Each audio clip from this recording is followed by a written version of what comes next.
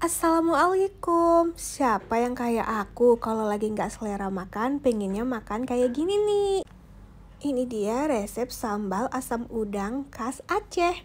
Enak banget loh, dijamin nagih.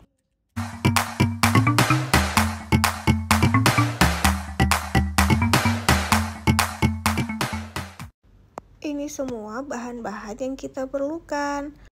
Kalau sambal udang versi aku nggak pakai daun jeruk dan batang serai ya. Aku cuma pakai 1 buah bawang merah, cabai rawit 4 buah, 7 ekor udang, dan juga 7 buah belimbing wuluh atau belimbing sayur ya.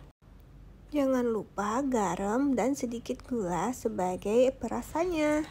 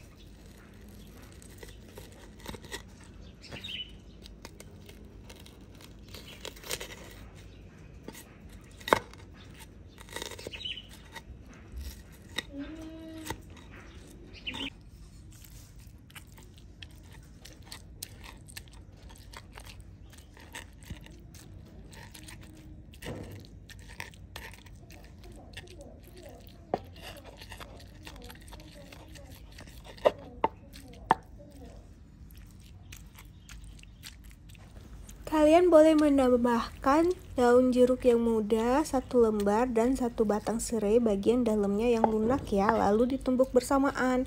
Kalau aku nggak pakai karena selera aku nggak suka ada kayak keras-keras gitu kalau dimakan sambalnya, karena kan kadang daun jeruk tuh ada kayak keras-keras sama batang serainya tuh ada keras-keras gitu menurut aku. Aku sukanya kayak gini, ini lebih enak.